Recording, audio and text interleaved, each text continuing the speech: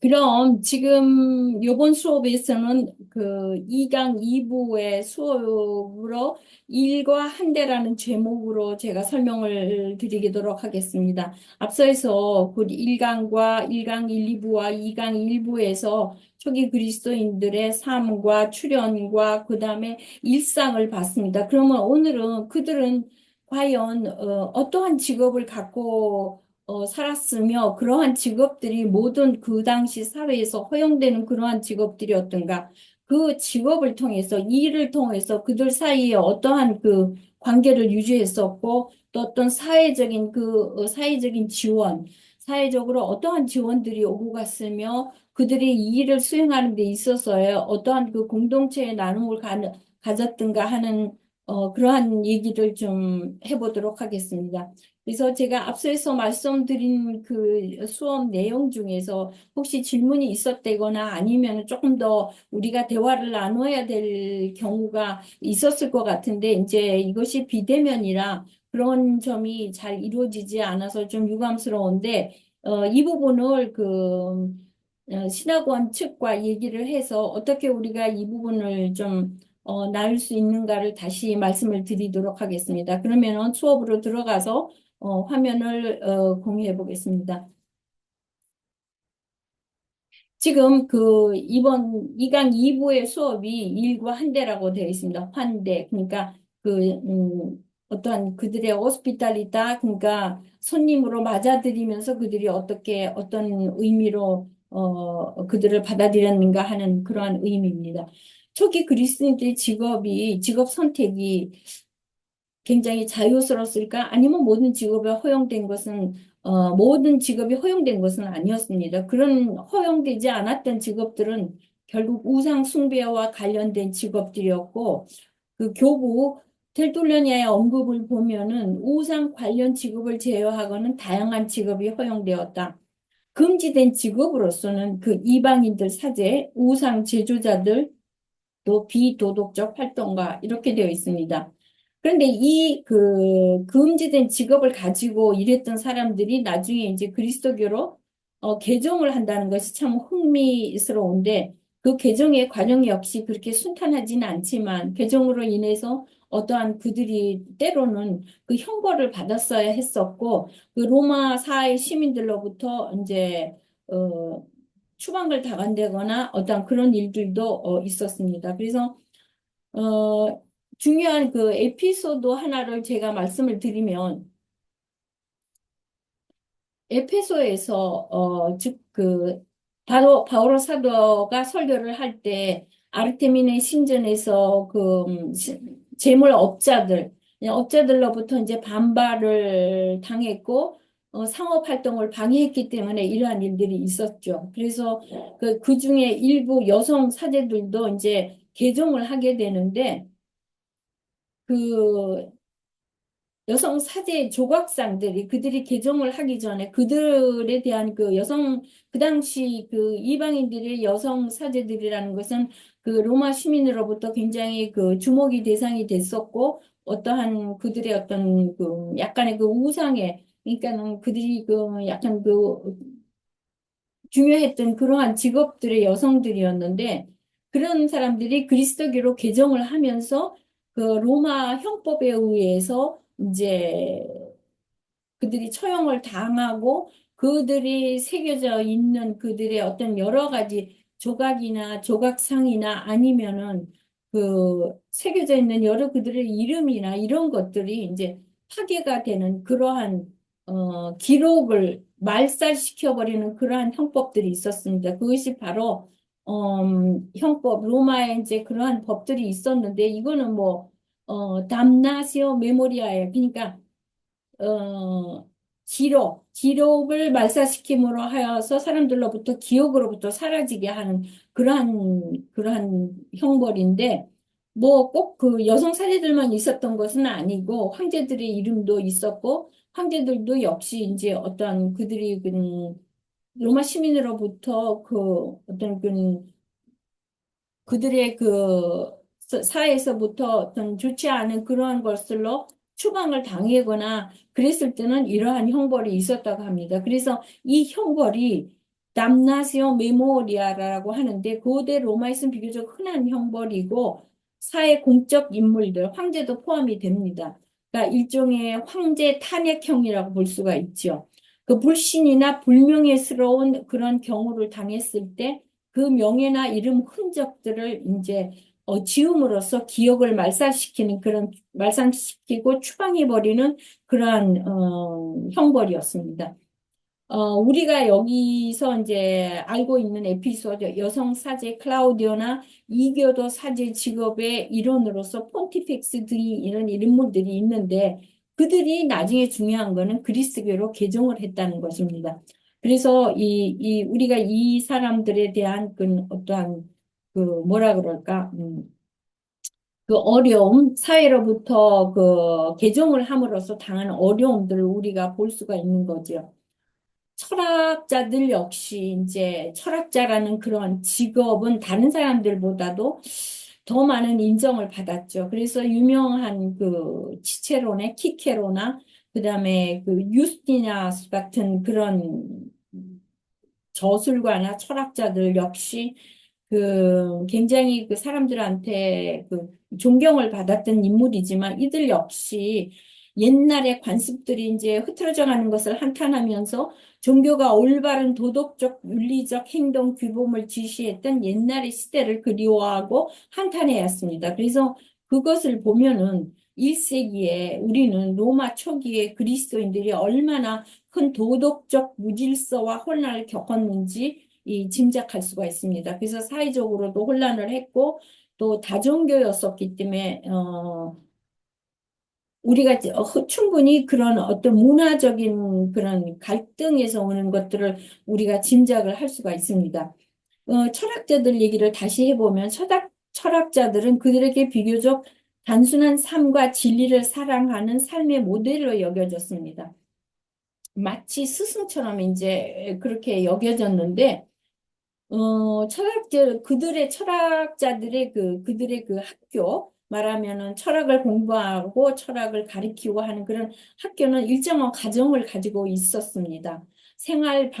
그들의 생활 방식은 사람들한테 매우 호감적이고 매력적으로 느껴졌는데 그 이유는 뭐냐 하면은 그들은 이제 그들의 생활이 윤리적, 도덕적인 면이 매우 청빈했고 또 사람들한테 그 어떤 호감을 줄 수 있는 그런 생활 태도였다고 합니다. 그러니까 그들이 철학을 접하면서 그리스도계라는 신앙을 접하게 되는 거죠. 그 훌륭한 상징적인 의미를 남겨주고 있습니다.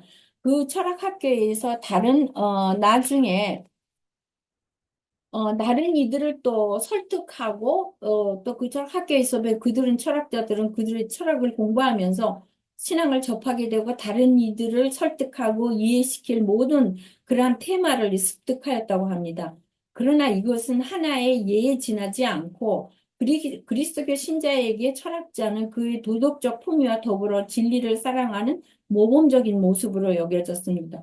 그렇다면 철학이라는 것은 지혜에 대한 사랑이죠. 그래서 그런 어원적인 의미에 그들이 굉장히 충실해왔다고 이제 보여집니다. 초기 그리스도인들에게는 어떤 신비적인 종교의 추종자나 영혼 없는 조각상을 숭배하는 단순한 우상 신을 숭배하는 자들과 동일시되는 것을 굉장히 싫어했습니다. 이들이 철학자들을 모델로 바라본 것은 그것은 일부 고전 철학자들이 삶과 사상의 고귀한 이상을 수호하다가 그들이 삶을 바쳤기 때문입니다. 그래서 그리스도인들은 그 철학자들의 삶이, 그러니까 그들이 생각하고 그들이 우상하는 철학들의 삶이 굉장히 고귀한 그런 어떤 청렴한, 도덕 윤리적으로 청렴한 생활을 했기 때문에 그들이 소망을 받았고, 그리스도인들 역시 생활 방식에서 그들을 닮으려고 의상조차, 그러니까는 보통 로마 시민들의 좀 어떤 그런 지위에 있는 사람들이 입었던 토가가 아닌 그 빨려를 입는 습관까지 모방했다고 합니다. 그래서 그 철학자들을 얼마나 숭배하고 또 그들을 닮으려고 노력했던 것을 우리가 볼 수 있습니다. 그래서 이 왼쪽의 슬라이드를 보면은 철학자들의 이 시민들이 입었던 토가고 오른쪽들 그러니까 이 토가를 벗고 그들은 이제 빨료라는 그 의상은 지금도 교황님이 그거를 거치시게 되지만은 그러한 그 반려의 상징은 그리스도인들의 순박하고 그다음에 단순함 그러한 것들에 이제 치중을 하는 삶이 되는 것이죠. 그래서 로마인들이 그런 어떤 자기네들의 어떤 그 이데올로기적인 그런 어떤 권위나 철학이나 이러한 것들을 그리스도인들은 좋아하지 않았다는 얘기죠. 이 얘기는 참 오늘도 우리가 한번 생각을 해볼 필요가 있다고 생각합니다. 그래서 우리가 흔히 우상숭배라는 것이 어떤 초기 그리스도인들처럼 조각상에 대한 어떤 경배나 이기도 신에 대한 숭배가 아니라 우리 역시 어떤 이데올로기적인 것, 우리의 지금 오늘 세기에 현 세기에 살고 있는 어떤 그 이데올로기적인 것에 대한 우리 그 공경과 또 그런 거에 대한 집착이 사실 그리스도의 초기의 그 생활뿐만 아니라 그리스도인들의 삶과는 조금 다른 그런 피해야 할 그러한 우리가 지향해야 할 그런 삶의 모습이 아닌가 하는 그런 생각이 듭니다. 그래서 그 어떠한 이데올로기도 신앙에서는 그리스도의 신앙에서는 신앙이 이데올로기적인 것은 아니죠. 그런 건 참 우리가 경계할 부분이라고 생각합니다. 그래서 텔툴리아노 교부 역시 어떤 얘기를 하고 있느냐 하면은 그리스도인들이 그 철학자들과 접하게 되면서 철학의 옷을 입기 시작하면서 그것도 철학에 대한 조롱성이 더 높아지죠. 그래서, 텔토니아누스는 이렇게 말합니다. 기뻐하고 환희하라, 빨리하여. 그리스도인들이 철학의 옷을 입기 시작한 이래로 철학은 그 더 큰 존엄성을 갖게 되었다. 이렇게 이제 떼뚫리냐스 교부는 이렇게 얘기하고 왔습니다. 그래서 이제 우리가 그러면은, 또 다른 직업을 한번 찾아보겠는데, 그 다른 두 직업이라는 것은 바로 군인과 그 은행원들입니다. 그 알렉산드리아 클레멘티 교부는 이런 직업에 대해서 이렇게 얘기를 하고 있습니다. 그 신앙이 너의 군인들에게 특히나 신앙이 너의 군사력을 발휘하는 데 놀람을 가져다 주지 않았느냐. 장군들이여 너에게 무엇이 올바른 것인지 들어라. 그러니까 신앙을 갖고 있음으로써 그들의 군사력을 발휘할 수 있고 전쟁에서 승리할 수 있는 이러한 대단의 신앙의 힘이 있지 않느냐. 이렇게 알렉산드리아의 클레멘트 교부는 이제 이런 얘기를 하고 있어요. 그런데 텔토리안의 교부에 의하면 텔토리안의 교부는 이렇게 얘기를 합니다. 그리스도인들은 군사력 안에서 황제에게 복종할 수 없었는데 그것은 그들이 이제 그 군사력을 통치하는 것은 황제죠. 그러니까 황제에게 네가 복종할 것인가? 하나님에게 복종할 것인가? 하는 이 두 주인을 섬기는 문제를 이제 얘기를 한 거죠. 그러나 그리스도인들에게는 절대적으로 두 주인을 섬기는 일은 있을 수가 없는 일이죠. 그래서 그런 그리스도인들이 그런 갈등을 겪을 때 이러한 얘기를 이제 텔툴리아노가 합니다. 그래서 그러나 우리가 앞서 아까 클레멘티 교부가 얘기한 거하고 텔툴리아의 교부가 한 얘기는 조금 모순적인 얘기가 있는 거죠. 근데 그러면 군사력을 강화하기 위해서 전쟁에 이기기 위해서 네가 신앙을 가져야 될 것인가 아니면은 황제에 복종하면서 네가 전쟁을 승리로 이끌 것인가, 황제에 복종할 것인가, 하느님에게 복종할 것인가, 이 문제를 가지고 얘기를 했을 때, 그러나 두 교부가 얘기한 거는 입장이 좀 틀립니다. tertullian의 교부가 얘기한 것은, 이런 데에 대해서 이제 논쟁이 있긴 있지만, tertullian의 교부는 개종한 군인들에게 이제 얘기를 하는 거죠. 그리스도를 개종한 군인들에게는 너희들이 황제에게 복종하는 것이 옳은 것인가 하느님의 복종하는 것인가를 생각을 해봐라. 이런 얘기를 하고 있고 클레멘트 교부 같은 경우는 이제 갓 군대에 입대한 각 군인에 이제 그 지원한 사람들에게 얘기를 하는 것이죠. 그렇기 때문에 두 교부가 얘기한 것은 둘 다 얘기가 틀린 것은 아니고 그 상황이 다르다라는 것이죠. 그래서 이러한 것들이 그리스도인들에게는 굉장히 그 어떤 그들의 그 신앙의 갈등을 가져오는 그러한 직업에서 오는 그러한 일들이었습니다. 그래서 다음에는 다른 직업, 그러니까 은행가들에 대해서 얘기를 보도록 하겠습니다.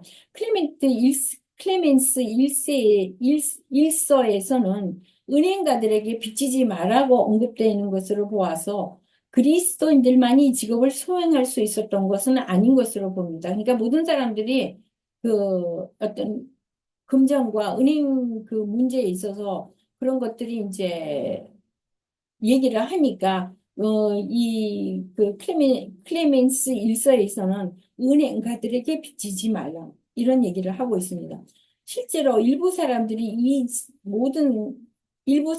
이 직업을 수행했음을 우리가 알 수가 있죠. 그래서 더욱이 이 비슷한 이러한 내용들이 그러니까는 어떻게 너희들이 그리스도인들이 행동을 해라라는 얘기를 할 때 이러한 것들이 곳곳에 이제 초기 교부들이 얘기하는 얘기가 많이 나와 있습니다. 그런데 그 중에 초기 교부들 중에 중요한 그 교부들이 쓴 그는 서신 편지가 또 하나 중요한 것이 있는데 그것이 바로 디오게네 때에 보낸 편지와 같은 그런 내용들이 있습니다. 그래서 잠시 우리가 여기서 디오게네트에 대한 편지를 제가 말씀을 드리겠습니다. 이 편지는 초기 교부들 중에 하나의 하나의 사목 서신이라고 여겨지는데 굉장히 호결론적이고 굉장히 그 당시에 초기 그리스도인들의 생활 방식, 모습에 대해서 서술하고 있는 굉장히 귀중하면서도 그 문장이 굉장히 우아하고 그래서 정말 그 주옥 같은 그러한 서신입니다.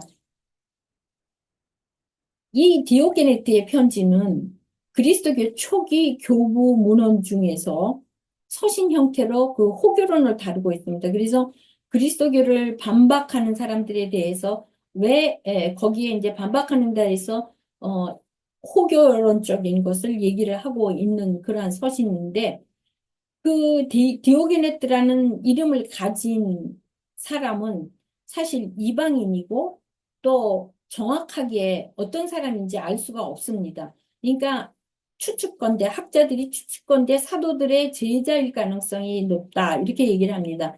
그 이유는 거기에 나오는 편지의 문체나 문장 내용을 봐서 굉장히 그 어떤 수준에 있는 사람이고 굉장히 그 고급스러운 얘기와 그다음에 우아한 문장을 쓰기 때문에 이러한 얘기로 이제 학자들이 추정을 하고 있는 것이죠. 집필 시기는 대충 3세기 초로 추정이 되고, 저자는 사도들의 제자이지만은 누군지 확실히 알 수가 없고, 편지 역시 또 누구에게 디오게네트라고 보내졌지만은 디오게네트가 확실히 누구인지 알 수가 없고, 쓴 사람 역시 이제 알 수가 없습니다. 그러니까 쓴 사람이나 저자나 보낸 사람 역시 말은 디오게네트라고 되지만 디오게네트가 어떤 사람인지 알 수가 없다는 얘기죠.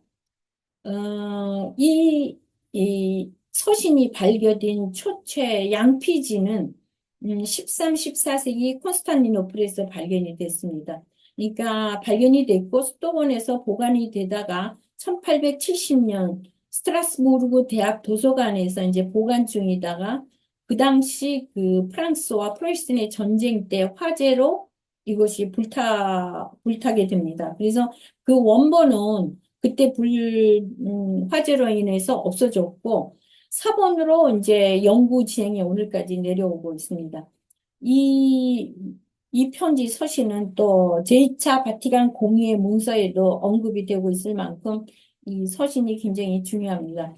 중요한 이유는 포교론에 대한, 그러니까 교구들이 쓴 문헌 중에서 이제 하나의 호결헌적인 편지이고 굉장히 그 당시에 그 초기 그리스도인들의 그 모습을 잘 얘기를 하고 있기 때문이라고 저는 생각이 됩니다.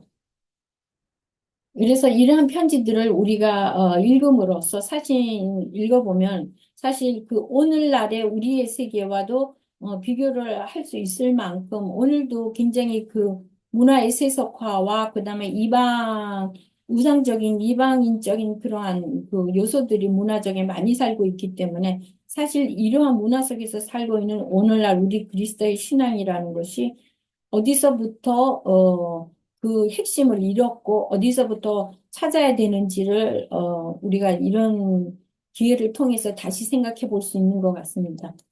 이 편지의 내용 중에서의 그 어떤 그 편지의 몇 구절을 제가 번역을 해서 한번 올려봤는데 그, 그 구절을 읽어보면은 오 가장 귀중한 디오게네투스요.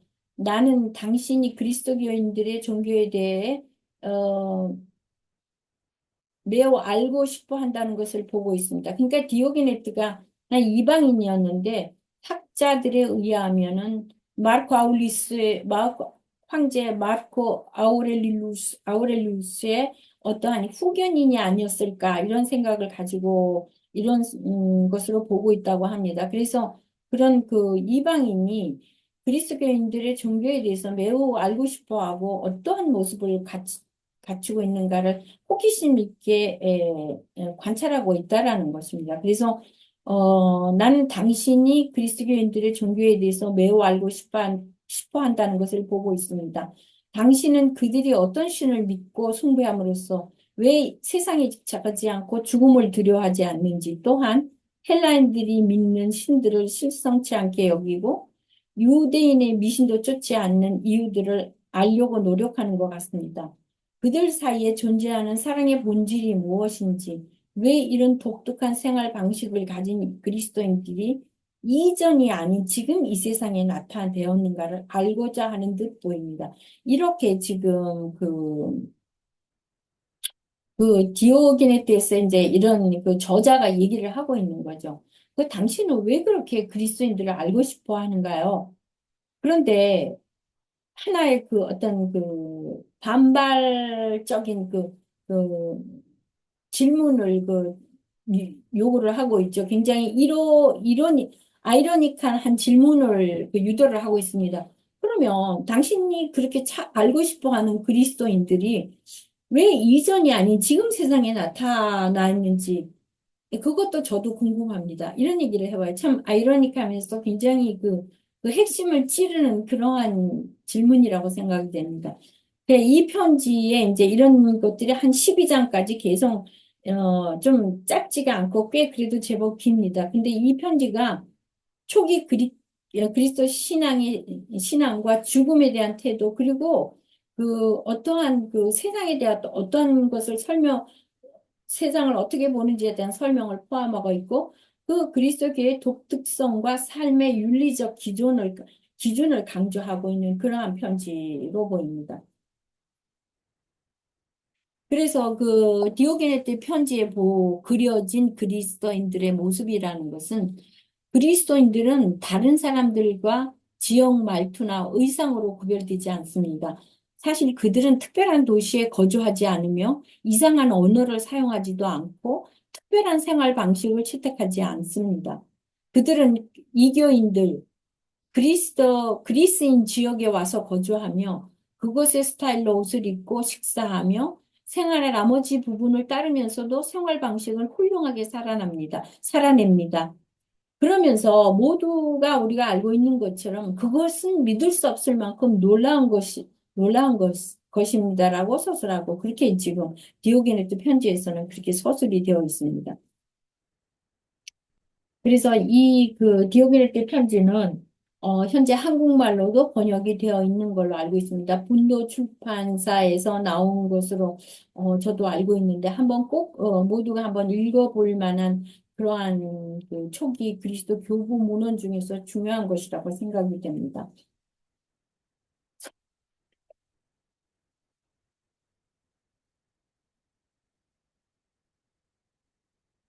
제가 또 한번 말씀을 드리고 싶은 것은 이러한 이제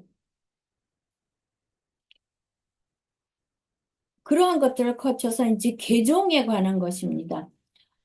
모든 그 사람들, 그 당시 그 그리스도인들이 가지고 있는 직업, 일은 각 개인에게 어떠한 신앙을 전파하는 주요 수단으로 여겨졌고, 바오로가 전하는 바오로 역시 그가 헌신했던 자기 일에 대한 열정은 그가 손으로 일하기, 모든 노동의 신성과 그다음에 그 자기 손으로 일하게 대한 강조는 그 사도행전에도 잘 있죠. 그 당시 그가 모든 시대에서 일로서 만나서 또 고객들과 그리고 또 장인들과 만남의 장을 통해서 이러한 선교의 입장에서 그런 설교와 또 그 신앙을 전파했다는 것을 우리가 볼 수 있습니다. 그래서 지금 다음 제가 말씀을 드릴 거는 그러면 이러한 일을 통해서 이러한 일을 통해서 그들의 어떤 그 주변에 사회적으로 어떠한 지원들이 있었고 나눔들이 있었고 그다음에 그 가난한 사람들에 대한 그 모습과 또 그들의 그 그리스도인들의 생활 역시 어떤 순례의 모습 그 순례라는 것도 지금 현재 성지 순례도 많이 오시고요. 로마에 또 많은 그 사람들이 오고 가지만 순례에 대한 진정한 의미를 우리가 여기서 또 우리가 한번 볼 그 당시 초기 그리스도인들의 순례의 모습은 역시 서로서로가 대접을 하고 환대하는 그러한 모습입니다. 그래서 오늘날과는 조금은 다르지만 이제 이러한 것들을 지금 제가 보기에는 산티아고 콤포스텔로 같은 데서도 보면은 서로서로가 그때 만남을, 그러니까 초기 그리스도인의 삶을, 한번 복원하는 그 의미에서 서로가 만나고 또 이제, 순례 중에서 만나는 삶과 서로 나눔을 가지는 그런 것도 볼 수 있습니다. 그래서, 또, 그림들이 또 사회적으로 경제적인 지원과 또 자선을 위한 모금을 어떻게 했었는가 하는 것도 제가 한번 말씀드리도록 해보겠습니다. 지금 슬라이드에 보면은 그 순례하는 사람들의 그 모습이죠. 그러니까는 이러한 것들도 있었고, 음, 그런데 이러한 것들이 이제 사회적인 지원, 그러니까 사회적으로 그 노동하는 사람들에 대한 그 사회적인 지원은 그 두 가지 모습으로, 두 가지 형태로 이루어졌습니다. 하나는 가정 내에서 만남과 또 하나는 그 사회적인 지원을 통해서 만나는 이런 그 만남이 두 가지 형태로 이루어졌는데 이러한 것들이 이제 사도행전에도 잘 나타나 있습니다. 그러니까 모든 신자들은 서로 자신들이 가진 것을 공유했다. 그들은 재산과 재물을 팔아 함께 필요에 따라 나누었다. 매일 마음을 다하여 성전에 모여서 집에서 성전에 모이며 집에서 빵의 나눔을 가졌고 기쁜 마음으로 음식을 함께 나누어 먹었다. 그리스도인들에게 있어 가난은 여기서 우리가 또 하나의 좀그 굉장히 흥미로운 것은 그리스도인들에게 있어서 가난은 개인적 소유의 결핍을 의미하지 않았다는 것입니다. 그럼 이게 무슨 말이냐 하면 오늘날 같이 개인화되고 상업화돼 있고 그다음에 이러한 오늘날의 그 문화에서는 개인 소유가 굉장히 중요하게 여기지만 없는 개인 소유가 안 되는 사람은 이제 가난한 사회계층으로 떨어지는 것이죠. 그러나 그 당시에는 개인적 소유의 결핍을 의미하지 않다. 그 의미는 뭐냐 하면은 그만큼 사회적 지원이 공동적으로 이루어졌다는 것이죠. 그래서 그런 것들을 오늘날 우리가 좀 도입을 해보면 복지에 도입을 해보면 어떨까 하는 그런 생각이 듭니다. 현재 학자들은 그 당시 소유 재산이 물론 있기는 있었다고 얘기를 합니다. 그런데 이 재산은 형제들에게 허용되도록 했으며, 그러니까 이 자산은 형제들에게 허용되도록 했으며, 자신들의 집까지 또 성찬례나 아가페 혹은 순례자들을 받아들여 초대할 수 있도록 또 주기도 했다. 그러니까 이 부분이 지금 오늘날과 매우 다른 점입니다. 그리스도인들은 다른 도시에 이제 순례자도 머물러야 할 경우, 일반 숙소를 이용하지는 않았고, 서로가 아는 집들을 통해서 그 숙소를 이용을 했었고, 또 그 가정집에서 일들을 환대를 했겠죠. 그래서 그리스도인들은 그 보통의 여관, 그 당시에 이제 오늘날의 여관이라고 하지만은 여기에 제가 이러한 형태의 숙소들이 이게 로마에 지금도 현재도 남아 있습니다. 이러한 숙소들을 이용하지 않았고 가정집 밑에 보이는 이러한 그 로마 시대 가정집을 이용을 많이 했다. 그리고 여관들은 그럼에도 이제 몹시 좋지 않는 평판을 주었고 반면에 형제들 사이에서는 매우 단순하게 같은 지방에서 지붕에서 공유했다는 것도 알려져 있습니다.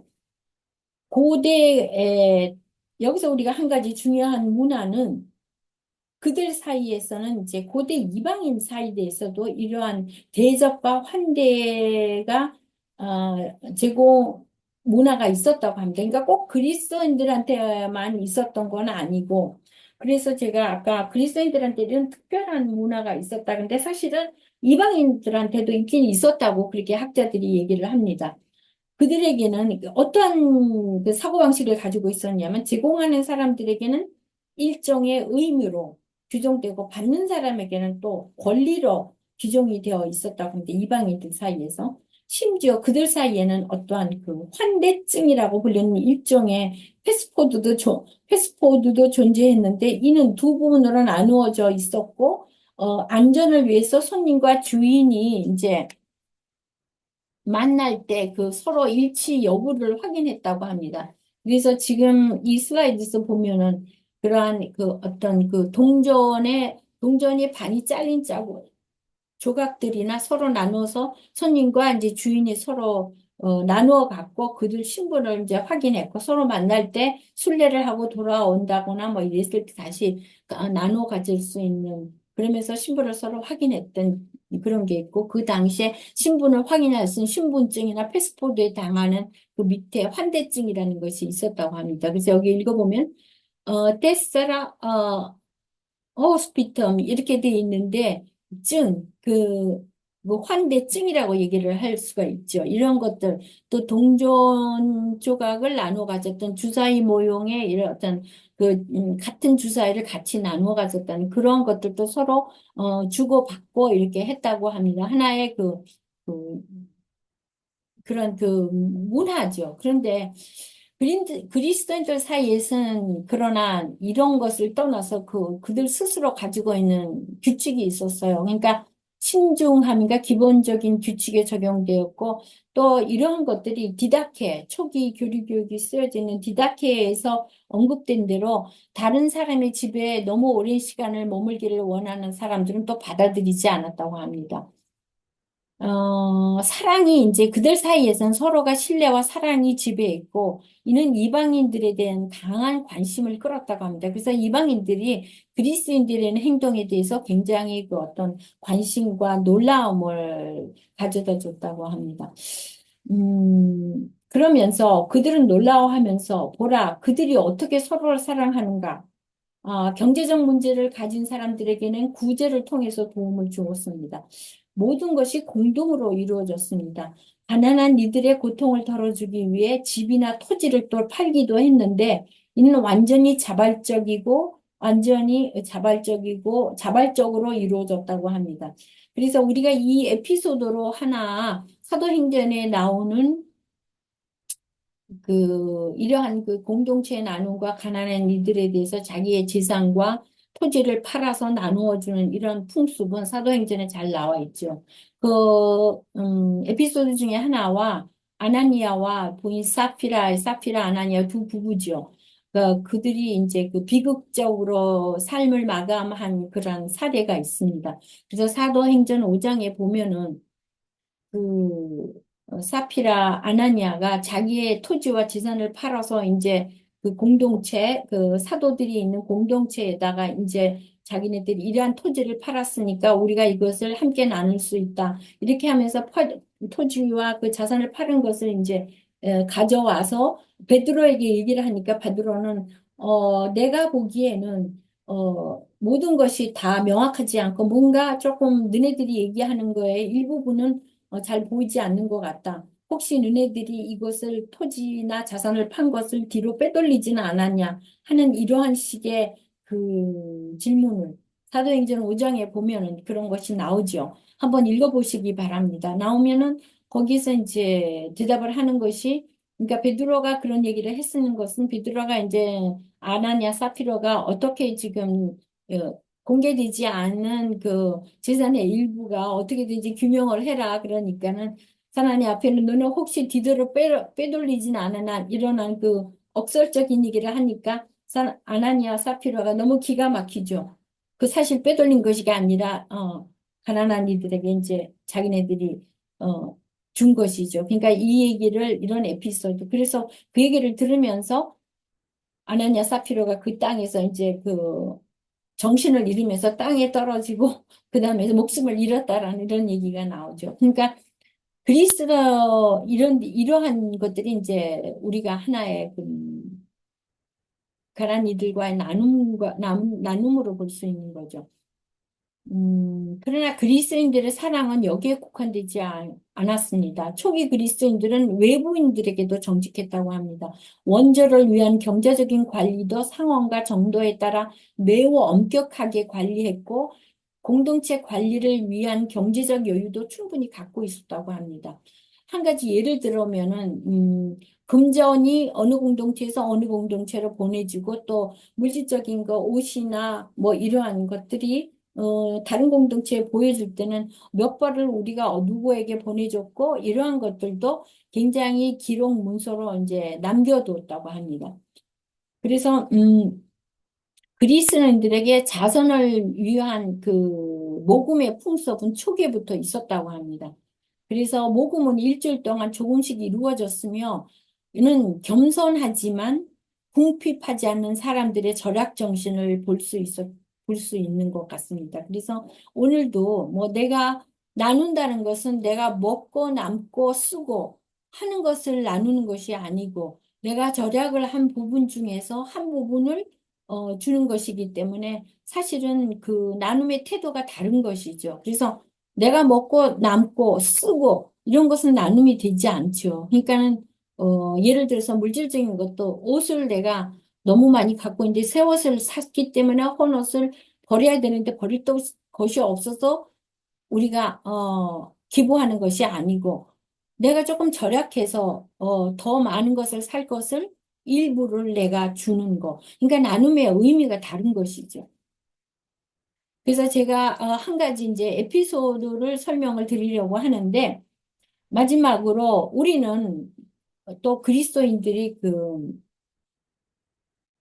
음식의 나눔, 가난한 이들을 위한 그 까리따에 대한 그 이 모습이 오늘도 로마에 남겨져 있습니다. 그러한 그 나눔을 하기 위해서 모였던 장소들이 있는데 그것은 로마의 반디스페르나라는 그런 길이 있습니다. 비아 반디스페르나라는 길인데 이 길은 오늘날까지 이제 이름이 보존이 돼 있고 가난한 이들에게 식사를 제공하는 고대 자선 단체 이제 이름으로 유래가 되어 왔습니다. 그래서 반디스페르나 그런 빵 그러면은 빵이죠. 라틴어로 빵이라는 이름이고 페르니스 그러면은 햄 프로슈트입니다. 그래서 그 당시에 그 고대 식사에 나는 빵과 그러니까는 빵과 햄의 나눔 이렇게 빵과 식사죠. 빵과 햄에 플러스 두면은 식사죠. 그러니까 식사를 나누면서 이제 그 식사를 나누었던 그러한 고대 자선 단체의 이름으로 지금 현재 로마에도 남겨져 있습니다. 그래서 이 길이 대충 제가 보기에는 제가 바로 이 슬라이드인데 이 길이 이제 그 콜로세오 뒤편에 있는 그러한 길인 것 같습니다. 그 지금 현재 그러한 것들이 현재 로마의 시내에는 이 카리타스가 옛날 고대에서부터 내려왔고 이러한 그 현장들이 지금 곳곳에 남겨져 있습니다. 그래서 그 길 이름과 또 광장의 이름과 이러한 것들이 되어 있습니다. 그래서 오늘은 대충 이러한 초기 그리스도인들이 자기네들의 그 일을 통해서 그들의 일을 통해서 어떻게 그들의 나누었고 또 사회적으로 어떠한 지원을 받았으며 그 사회적인 지원이라는 것은 결국 우리가 현재 알고 있는 어떤 정치 제도나 사회적 보장 제도 이전에 이만한 그런 어떤 그리스도인들 사이에서의 어떤 그런 일들이 그러한 환대와 나눔이 이루어져 있었고 이러한 것들이 있었다라는 것은 우리가 다시 한번 상기시켜 봤던 그러한 수업이었던 것 같습니다. 그래서 오늘은 수업은 제가 여기서 마치고 다음에는 그 초기 그리스도인들이 그럼 어떠한 식으로 그들의 그 자유시간과 휴식을 즐겼는가 하는 것을 휴식의 장소와 휴식의 공간들, 이러한 것에 대해서 한번 살펴보도록 해보겠습니다. 그래서, 경청해서 감사드리고, 그러면 다음에 뵙도록 하겠습니다.